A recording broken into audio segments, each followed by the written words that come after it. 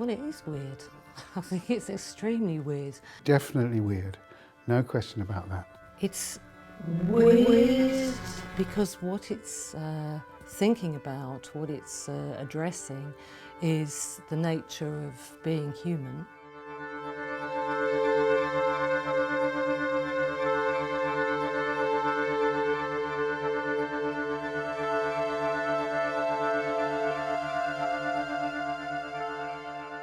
It's addressing the parts that we don't normally reach. It's weird because it deals with stuff that goes on out of the daylight. It's a nighttime activity. It's dreams, it's sexuality, it's mistakes we make. It's the world of sexual fantasy. It's the world of perhaps the dark thoughts, the spooky world.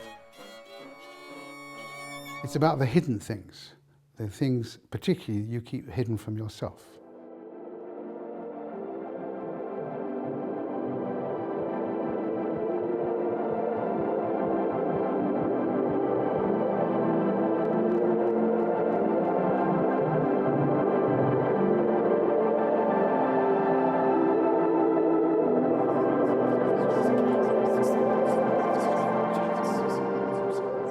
Psychoanalysis is a talking cure, but it would be more correct to ask the question, what are psychoanalyses? Because there are lots of different versions. What they probably all have in common is that it's a practice of talking.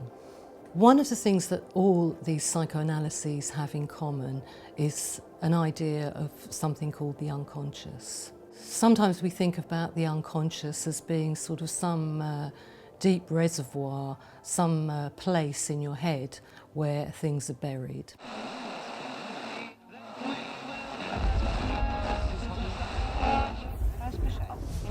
Freud once said that he had more archaeology books than psychology books. His view was that the mind was structured by layers, like in archaeological digs. And when he was excavating his patients' minds, it was just like an archaeologist digging down and discovering fragments from a long lost time.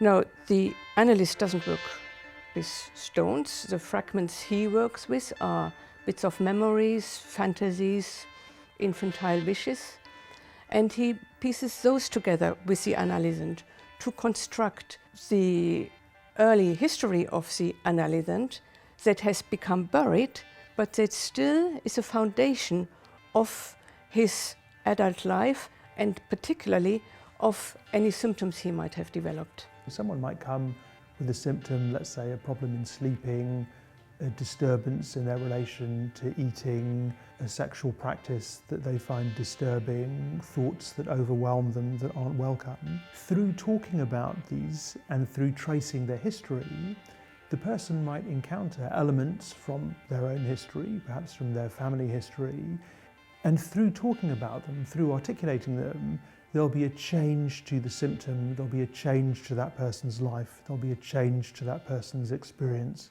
of suffering.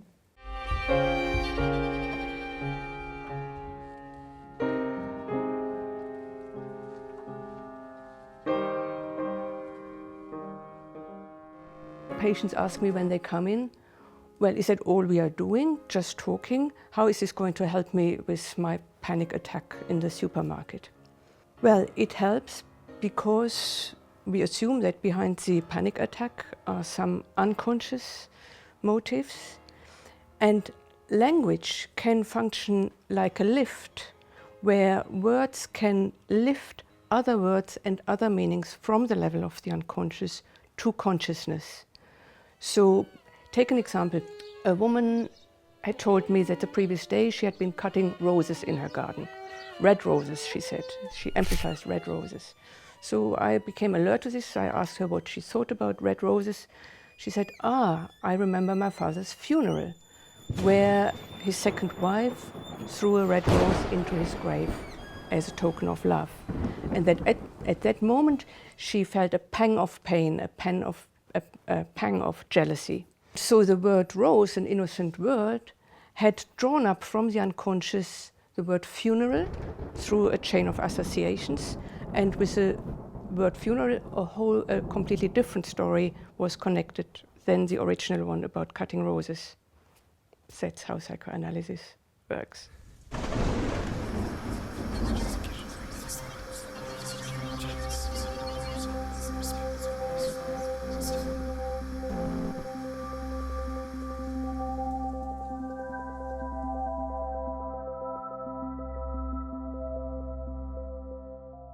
The Freudian human being is a human being who is not in control of him or herself. Freud famously said, "The ego is not master in his own house." The house in which the ego lives is, you could say, it's a haunted house. You try to be in control of your living space, but you're not. It's the unconscious that controls us. Contemporary culture likes to see human beings as one-dimensional. They're governed by instrumental ends, the search for happiness, for wealth, for success, as if human desire can be reduced to simple objects. Psychoanalysis, on the contrary, sees desires as emerging in the gaps in speech, in the cracks in what you're saying, in your mistakes, in your slips of the tongue, in the failures that you repeat again and again in life.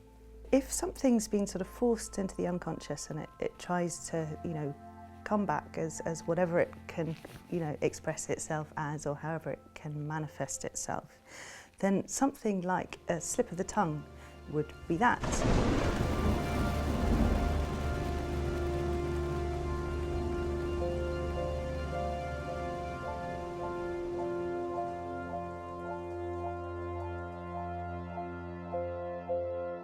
If the unconscious bursts out in other ways that are more difficult, like you always, you feel violent towards any woman that you begin to get attached to or something, then maybe that's going to cause a lot more problems in your life. Many psychiatric and cognitive approaches today to human suffering see people's symptoms as mistakes, as errors, as deviations, as maladjustments, with the aim of medical intervention or therapy being to correct them, to bring the person back to the norm, to get rid of their symptoms. The cognitive approach is that you identify, as it were, pathological elements in the mind, and then you have a program of correction of those pathological elements through additional mental work. Psychoanalysis has a very different approach. Symptoms aren't there to be got rid of, they're there to be listened to be heard, with the idea that a symptom isn't a mistake, a learning error, but rather a clue to that person's individual truth.